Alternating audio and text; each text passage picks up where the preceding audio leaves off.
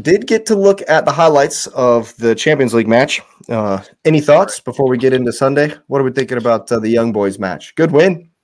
Yeah, well, the funny thing is Holland scored, and I think that was super important that they showed some consistency.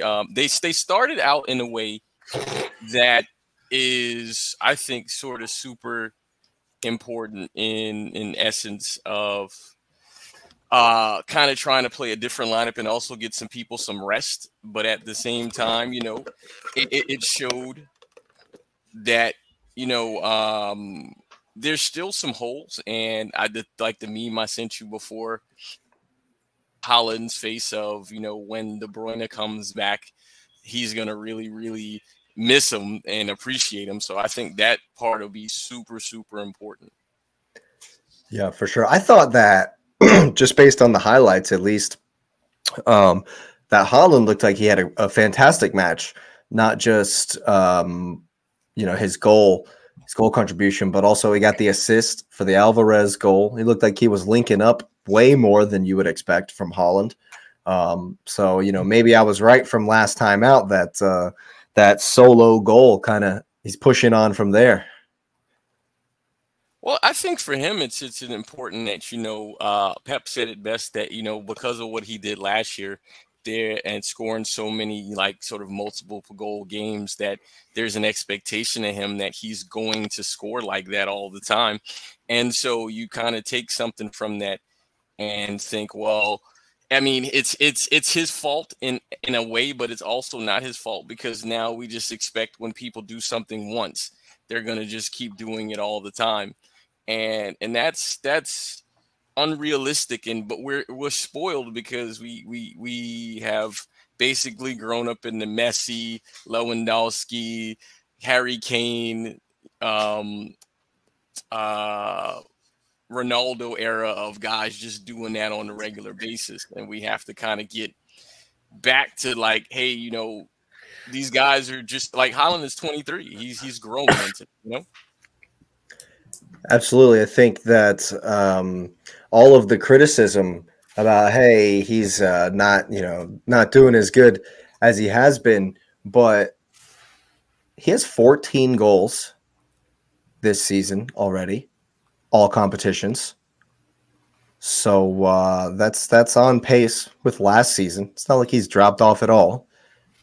Just because he doesn't score for 3 games doesn't mean he didn't score 9 goals in 4 games, the previous 4. It's just not. If he doesn't score a hat trick every game, he's rubbish. Like, I think it's just the hype, the criticism is just too much, and I think that he's already coming back into where people can't say anything. I'm scared. I'm still scared even without Kevin De Bruyne. Well, the funny thing is last year he dealt with something similar to that, where there was a period where he was going through a goal drought, and people was like, "Oh, is he human?" And the only reason it's sort of anything there is because he set that record. You're like, oh, well, he's just supposed to do it. It's easy. And people ignore the fact that the league and the players and the teams adjust to those things so they get better at defending you. And you have to like adjust to what they're doing, but you can't adjust to what they're doing until you actually know what they're doing. Mm-hmm. Absolutely. But he wasn't the only one. I thought Foden looked good as far as I saw. Alvarez gets the goal as well. Not necessarily an unexpected result, but the turf gave you troubles, apparently. But other than that, yeah, good win going into the weekend. Still important to get that win for momentum's sake, right? I mean, 9 points is important because, you got those 9. I think we play Young Boys again on the next fixture. I think I don't have it up on my screen yet. At the Empty Head. Yes. And so I think that's important because the thing is that from this point forward, I mean, realistically, we only need to get one more win. And, it's kind of a walkthrough, but, they want to win them all because that's what they did last year. They won all of their games. They didn't win them all. They just went without losing. Let's say that because they drew with Madrid. You gave one goal the whole tournament. Yeah, and so, you think about that and, you want to just kind of maintain that momentum that, this is something that we're trying to establish as a personality trait for the team so they can go forward. But also because there's still sort of that mix and match thing kind of going on with the team. So you're trying to find a consistent lineup where guys can develop some sort of regularity and chemistry dealing with sort of how they play, so you can predict where people are. For example, you mentioned Alvarez. A lot of people, there's several shows are like, well, should Alvarez leave because he's getting overshadowed by Haaland at City. And every person with a brain was like, that would be stupid for him to leave, number one, because the team is basically catered around how he plays, not actually how Haaland plays. And secondly, he plays everywhere across the front. So anywhere he wants to play, he plays across the front. And the biggest thing is that he's almost undroppable. He's been the best player in the team for the year. I mean, because he's one of the few who none of them have made mistakes in that way where, you're like, what are you doing? Right. Like you got Rodri, you had a Foden thing, you had a Diaz, you name a guy and you're like, hey man, what are you doing? Alvarez is the only one. He's been consistent and he's always had that sort of work rate. So he's turning, he was always, the spider, but he's trying to kind of sort of be the spider who he was in South America. Yeah, absolutely. I think that's a good shot for sure. Alvarez is having a fantastic season, and he is a little bit overshadowed physically, even by Haaland, but he's definitely bringing the goals this season. It's a fantastic finish, I thought, in that one. But coming up at the weekend, massive clash, and your opponents, Manchester United, have had a very similar performance in the Champions League to what they've been doing against Copenhagen. Boos at halftime, actually. I don't know if y'all caught any of this one. Yeah. Booed off at halftime, not really create much, struggling mightily, and then, a darling of the club, an old man. Sir Harry Maguire. That's Sir Harry Maguire to you. Sir Harry Maguire to you. Coming and saving United. Dude, and that's the thing, right? I think Ten Hag and Harry Maguire have an issue. This just shows how much Harry Maguire loves United more than he hates Ten Hag, because he could have easily got my man fired here. Has he? You're calling for it, man. You're just calling for it. I don't care what game it is. I want to see Ten Hag fired. That's what I'm hearing from you. Well, like we texting, like I saw you text in the chat or whatever. An 8-0 from City here, I would adore. That's gonna get him fired. I'm all for it. All for it. But yes, I would love it. I think they got saved in this game. Like I did catch. Oh, for sure. I was rooting. If United are playing, I want them to burn. So I was like, all right, I'll watch this one. Send a little love. And when he hits this, man, I turned, I was just like, all right, off to something else. Like, it just infuriated me because I don't think they deserve. I thought a draw was deserved in this game, man. Onana stands on his head. For once for United. Yeah. One game so far this season, but and it wasn't just the penalty save at the end. No. He's made a number of decent saves in this game because they were getting peppered. Yeah. The highlights were like a lot of Copenhagen chances as well. Probably like 3-1 maybe is the math. Yeah. So it was a very even game, and these are the kinds of games that United have been playing where they've been poor and they've found ways from Johnny Evans or Scott McTominay or these guys from yesteryear. Nobody. But all the new guys, like Anthony has had another couple of shockers since he's come back in the team. Just subbed off after 60 minutes, had another terrible game. And so my point about them just barely getting over the line in these games, while yes, that's commendable, you're not playing Copenhagen at the weekend. The Arsenal have gone to Sevilla in the Champions League and put in a wonderful performance. One of the better performances of the season, you got to say, away in an absolute cauldron of a environment that Martin Odegaard, once again, lackluster. He works really hard. He always works really hard, but giving the ball away a lot, in and out of the game, lots of backwards, sideways kind of one touch kind of stuff, two touch kind of stuff, not really had a huge effect on the game. But other than that, I mean, Gabby Jesus, absolute fire. What a game this was. Only his second start up top all season long. And he was very poor versus Chelsea. But turn around and it's just the consistency with Jesus, because my God, the man is an absolute baller. He's when he's feeling it, like in Champions League games, 17 Champions League matches, 14 goals, something like 7 or 8 assists, 5 or 6 assists, something like that. The man loves a Champions League night. And the turn for that first goal, and that's Sergio Ramos that he's absolutely Cruyffing, breaking dudes' ankles past. That's a legend that he's just absolutely spinning. It ain't no slouch. And then, of course, Martinelli with the composure. He's got to run half the field. Sometimes I remember back in my playing days, there was a game we played against a team who should have beat us. They did beat us, but they were a much better team. And I had an opportunity, but I got a breakaway that was half field like that. And the goalie made a fantastic save, and I looked like a jacket. Well, but Martinelli slots it home. Definitely good to see. And then Jesus on the second goal as well. He's got no business scoring from there. He's got 3 defenders on him. Man, I mentioned a while back about how I think that Arteta's ability to improve players, even players who are already class, who are already, strong players, is kind of goes under the radar.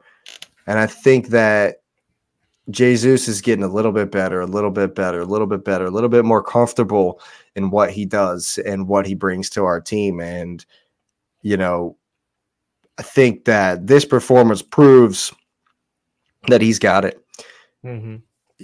And if he continues to put up the numbers, because the performance shows what I already knew, that he can do everything, and so if he can continue to put up those numbers, we're going to, I'll be very excited, especially if he can do that in the Premier League like he's doing in the Champions League. And Tomiyasu, he's finally with Gabby Jesus, he's finally kind of got his consistency and time as well.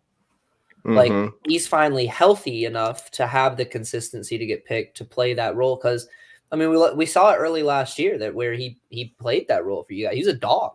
He can be a workhorse. He's a dog.